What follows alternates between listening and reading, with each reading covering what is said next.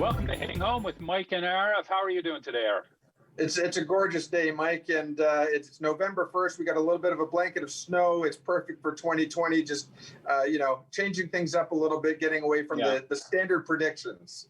Oh, yeah, well, we're shifting into a new season. We always act surprised when it happens. I got the snow brush out today.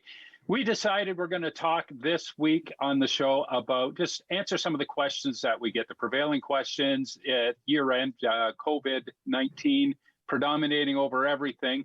And one of the big questions to lead off with, Arif, and I'm going to shoot it right over to you, is are home prices and real estate activity aligned with the economic realities that we're seeing out there?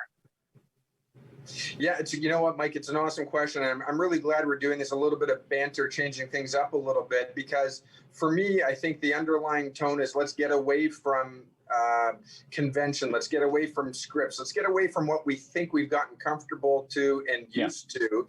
And I think 2020 is, for me, it's a reminder of sort of what went haywire or sideways in 2017. And for those of us who remember, the government decided, the sky is falling. These foreign investors are dominating the world and they're buying everything up, and we're going to cut it all off. We're going to put a tax on. And the world went crazy, or Canadians went crazy in general, and said, oh my gosh, there's going to be no inventory. We better buy everything today. And we saw a 32 to 40% increase in artificial increase in price in home values. And then about 6 months later, when they realized that it was a false alarm and a bad call on the federal government side, it actually came back down that same amount. So here we are in 2020, Mike, and we got the same type of thing going on. And what I would love to see from the experts in the industry is to, if you're really going to be an expert, stop looking back at your historical playbook and thinking that you're going to regurgitate the lines that you did from the previous season. It doesn't work. Yeah. No, and so many things are different. And one of the things I'm seeing too, I mean, if you look at what's stimulating the activity, there's two sides of it. There's need and there's want. The need side is obviously a growing population. We're next to a big market, the GTA, which has high prices, and that's could be an incentive to move out towards here. And we've talked about that. But there's also an interesting thing that I'm seeing too is those who have been considering buying a home. COVID-19 has kind of been a forced savings plan for many people. They're not taking the vacations. They're not buying the cards. They're not going to the restaurants, the clubs, the bars, movie night. They're doing things from home, and home is becoming more important to them. And that is the center of where they want to do things. And that's an incentive to want to buy your own home. And it's also created the means for people to buy a little earlier than they may have otherwise bought, because now they're saving their money. So that's really pushing things. Before we get into that, sorry, there was a time delay there. So before we get into that, though, let's stick with the original question. The original question was, do I believe that the housing prices, sorry for my video, but do I believe that the housing prices are reflective of the reality of the economic reality? And I would say to you that your most recent comments are accurate to a certain degree, but I would say here's the reality. The reality is, now more than ever, this comment that we have made, we've been very careful on our show to say there is no such thing as a Canadian real estate market. There is no such thing as an Ontario real estate market. There are localized markets. There are regional markets. And this today in 2020 is a perfect example of that. You do see houses, slightly depressed prices in homes in Toronto, the GTA, specifically within certain categories. We've talked about it. The small condo, the micro condo in downtown Toronto is the big loser right now. That 500 square foot condo is the loser right now. But, less than an hour away, people who were commuting, who may or may not be commuting as much, or may now be able to, where companies have said they're telecommuting, we've now seen our prices stabilize and increase. And in fact, it increased because just because COVID happened didn't mean we quickly, turned on some tap and built more homes.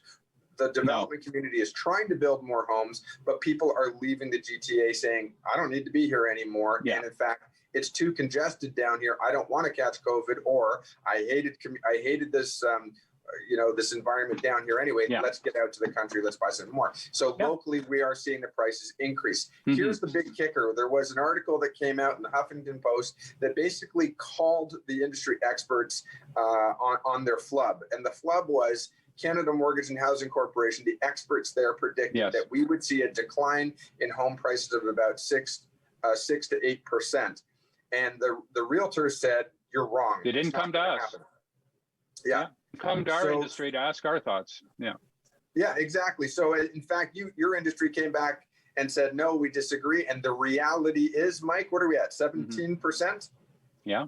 Nationally, yeah. It's a little bit higher here locally. But yeah, overall, values have gone up. Here's another reality here that you're not going to hear too much of in the news, is because doom and gloom makes for better headlines.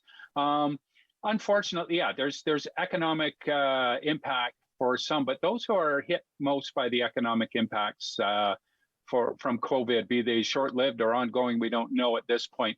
But the people who are hit hardest are people who, in all likelihood, were not in the position to be buying homes this year or next year. The people who are in that range that can afford to buy a home, they've seen a little less impact than others, if any at all, and they're still aligned to buying home. And again, because of changes in spending patterns, they may be in a better position to buy. So there's interesting factors, and you got to really dig down. You can't, like you said, go back to past patterns in that and say, well, that happened then, it's going to happen again. There's a lot of things, little fine nuances that are happening now. And we'll spend the next few years unfolding and figuring them all out and reflecting on it all. Exactly, Mike. We're going to go to break in just a minute, so I don't want to get into another question. But I guess if I was to wrap this segment up from my perspective is we're going to really figure out who the experts are. And the experts are going to be those who are prepared to get uncomfortable, those who are prepared to not be 30-year veterans in an industry that is no longer relevant, in the sense that times have changed. There might have been a decade of where patterns and market activity you'd align the dots and you'd look for trends patterns, and you could count on that to be the person who looks at the historical significance of certain patterns and attitude, if you will. But if anything's certain, we don't know when we're in recession. We don't know when the markets are going to move a certain way. And because there's a new player in town, and that new player being the virus, and that new player has impacted virtually every category of every person's life. So we got to go to break now, Mike. But when we come back, let's keep talking. Let's keep asking some of those questions. Great question. That are things that are manipulating. And maybe we can even ask the question of who are going to be the clear winners in terms of who are going to be the new experts at predicting our life habits and what the market's going to do in the years to come. But we got to go to break. So stick with us on Rogers TV, Barrie. We'll be right back with more of Hitting Home with Mike and Arif.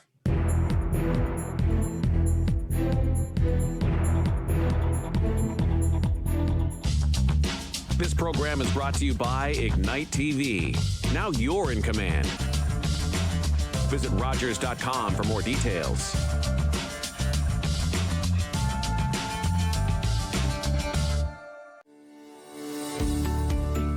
It was really fun working with them, especially when it comes to the studio tour, because it lets you meet the artists again and again. I hate to say nature inspires me, because every artist has it, but it is the grasses, the flowers, the trees, mostly rocks as well. So I use grasses over and over again. Every once in a while, somebody wants to have something special. They bring me their own flowers. For me, the glaze has to be perfect, and I like I said, a lot of depth in it. And that's it. All done.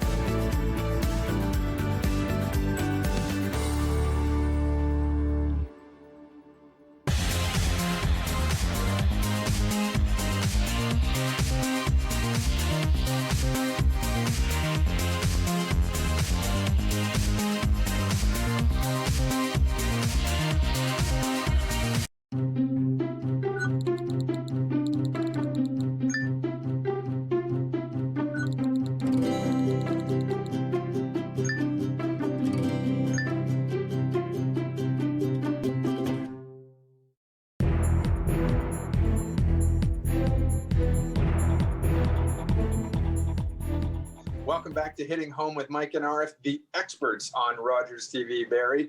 And Mike, we're talking about the fact that we are really questioning who are the experts, or are the experts still relevant? And really, I mean, I don't want to be disrespectful to those who have been relatively accurate in their predictions and providing some sage advice. But I think if nothing else, 2020 has really made each of us who are the people that the general public depend on and coming to for good guidance.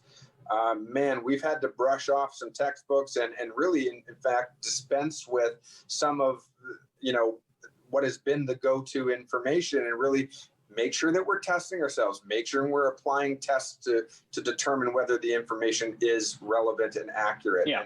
And I think it's incumbent upon us to really hold our industries accountable for remaining relevant, right? Yep. And I think, go ahead. Sorry. I just want to say in regards to that, one interesting observation is when things remain relatively unchanged, the number of experts grows, and experts can be as far removed as they want to be and still get it right. But when you enter into a year like we're having, and things are changing day to day, week to week, it's those who are at the front lines who have the best information and the best insights as to what's going on.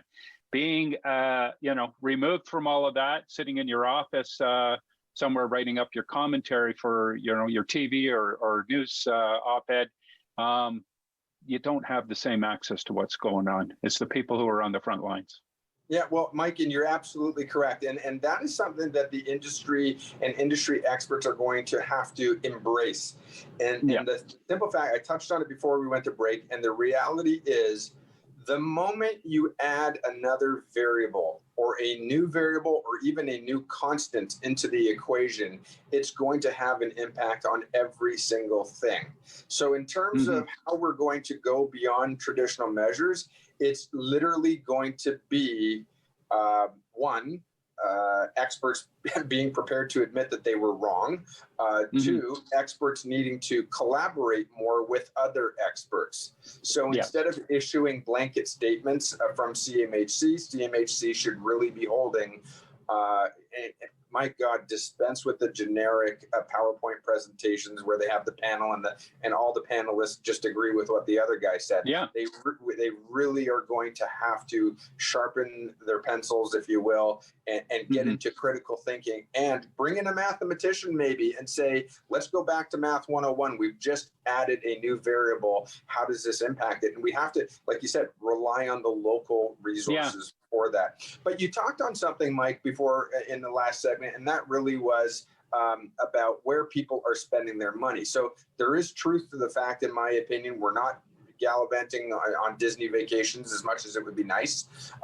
Travel is really restricted. We're focused more at home. We're spending more money at home. But one of the things that, and you're right about, disposable income and where people are spending money. But the other thing that we haven't talked about is the fact that not only have people been able to leave the GTA and move to areas like Barrie, but people have also been able to say, I can work remotely.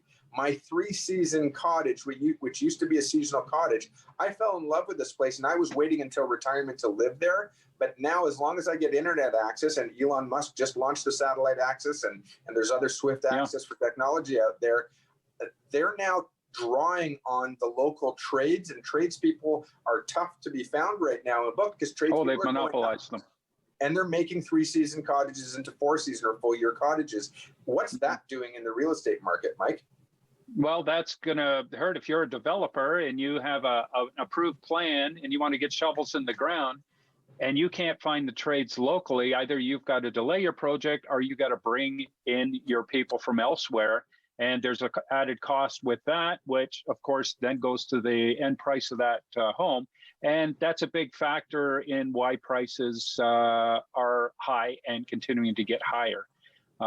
It plays an active role in that. So we need more people. If I can say more people getting into the trades, there's money to be made in putting on the tools. I don't know if you watch Mike Rowe and Dirty Jobs and that. He's always crusaded for, take up a trade. I mean, not everybody is going to be a doctor, a lawyer, or anything else. You can come out of college and do a 3-year apprenticeship and be making $35, $40 an hour, with a tool belt on.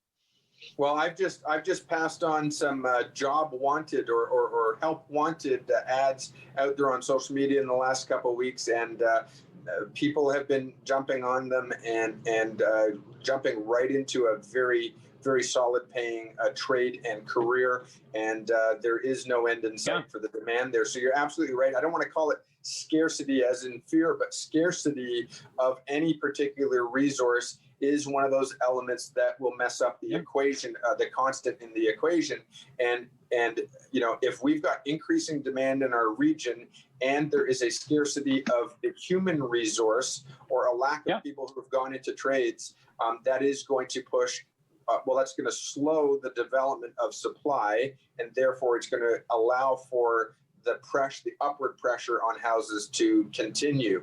And so you're absolutely right. I mean, I can go back a good 8-10 years in provincial politics and provincial governments where one of the parties was really pushing for on their platform that they were going to open up trades colleges and really incentivize students to leave secondary education and go into the skilled trades. I know about leaving the education, but maybe, as an option other than going, and spending $100,000 to get a university education, you might try a year or two in the trades. And I got to add something to that applies here. And it's literally about 45 minutes before we went to air this morning.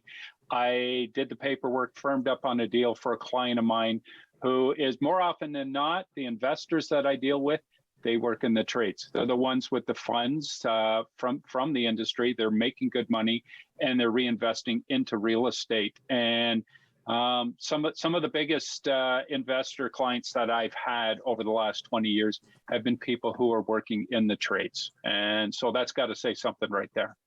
Absolutely, Mike. I mean, certainly I was able to go to post-secondary education or into English. Wow. Post-secondary education. I was English as your major, was it? That was, absolutely. I was fortunate, though. I was fortunate to be able to go into continuing education.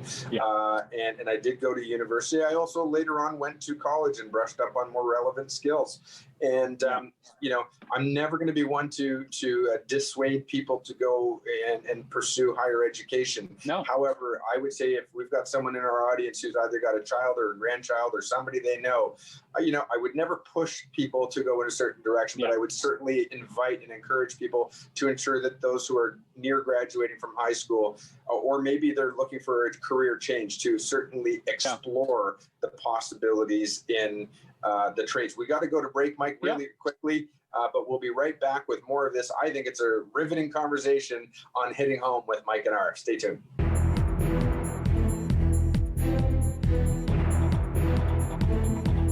What kind of show do you want to see on Rogers TV? What interests you? Log on to rogerstv.com, fill out a show proposal, and tell us about your segment idea. We want to know what you want to see. Rogers TV, only on Rogers.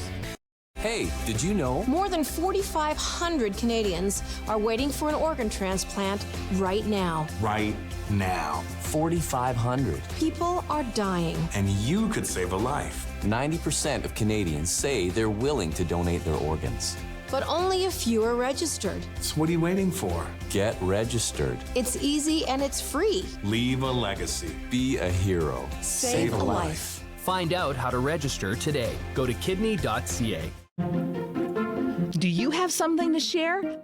Let everyone know about your next meeting, your need for volunteers, or your fundraising event on the Rogers TV Community Billboard. Send us your words and we'll bring them to life on Rogers TV and rogerstv.com. When it's time to spread the word, go to rogerstv.com to add your announcement to the Community Billboard. After involving Nuha in this program, she feels very confident. Here you have a lot of opportunity. I learned a lot of stuff, like being kind and I'm more open-minded.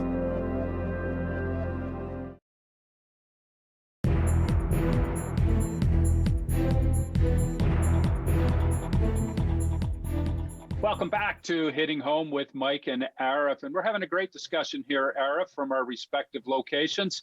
And one question I want to get in here that I know every time I hear it, you must hear it 10 times. And that is Are mortgage rates going to stay as low, as ridiculously low as they are now going into 2021? Are they going to go up? Are they going to go down? What are your thoughts on that, Arif? It's a great question, and I actually think there are two questions in there, one that hasn't been asked, and that is, are rates going to stay where they are? Are they going to go up or down? The other question is going to be, just because rates are historically low, does that mean that access to money is easy and simple? And is it readily available? And I think that that's actually the more important question, if you will. Elaborate on that. Yeah, our rates have been historically low for well over a decade.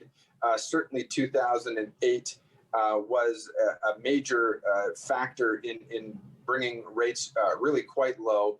And as much as they crept up a little bit, they remained historically low, or on the lower end of the historically low scale, if you will. And the thing is that people are saying, well, with COVID, the influence or impact of COVID on the marketplace, and it's too fragile.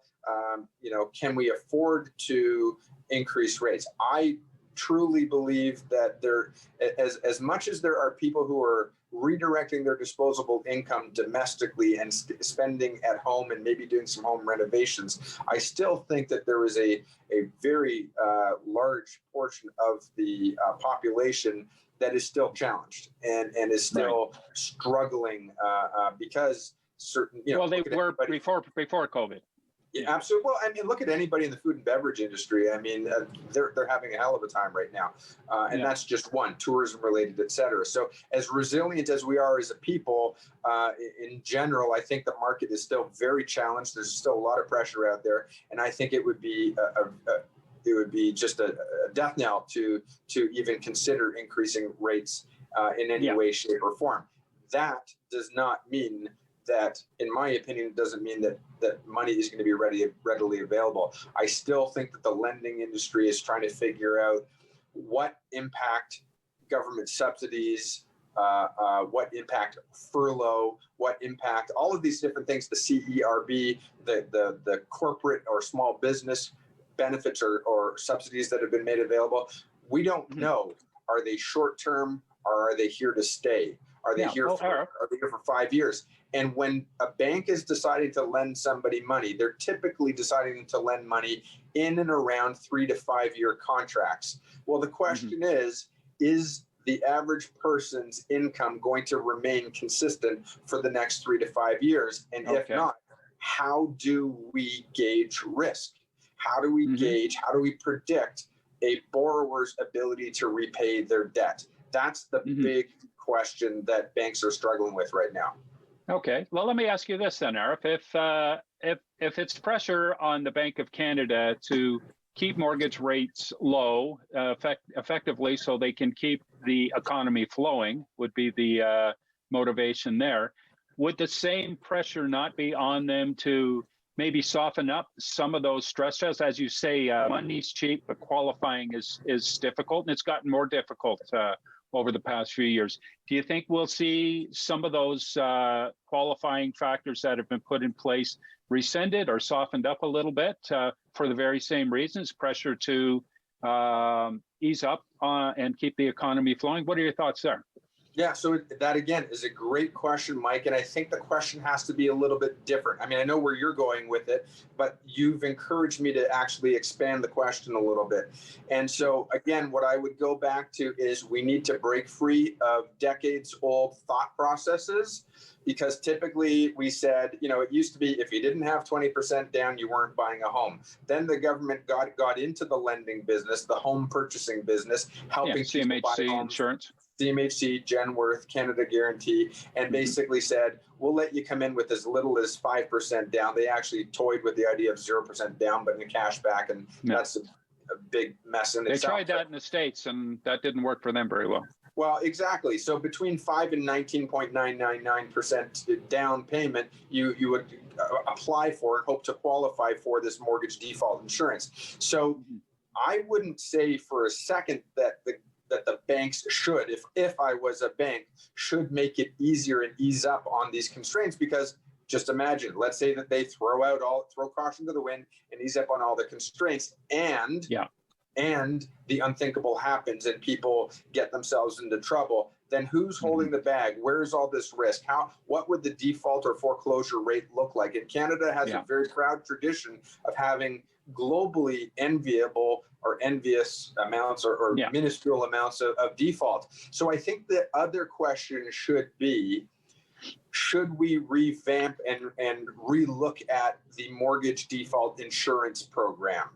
So if we're going to extend credit, let's recalibrate what those qualifications are for obtaining mortgage default insurance so that people can get into the 3 and 5 and 10 year mortgage terms. Yeah. The idea is not just to get into a house, it's to stay into a house, right? Yeah. So that's the big question. That's, my own thoughts are aligned with that last statement too. And I appreciate the more conservative approach that we do take to mortgage financing in Canada.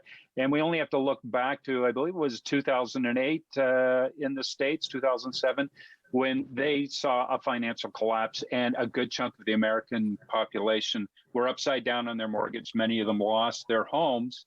Our economies are very much aligned, yet here north of the border, we came through that not just by coincidence, or I should say, there was reasons we came through that in a far better position than they did, because we are more conservative in our approach to how we lend money out there. I know it bothers some people when you fall on the short side of that bar, but when you do have an economic collapse, you're glad for it. Yeah. Finding that balance has always been the challenge, and it hasn't been solved historically to date. And I don't know that we're going to solve it. Certainly not in the next year. We got to go, Mike. We are completely out of time. We got to go. Did we do up a whole show there? We did. Imagine that. So I mean, the takeaway for me though is if we're holding our licenses, we owe it upon to ourselves to challenge ourselves within the industry, to question what expertise means and make sure that we're serving the people we serve with the best information. We got to go, Mike. Though I love the idea that you did for the show. Thanks for bringing it up, and we'll see you next time on Hitting Home with Mike and Arif.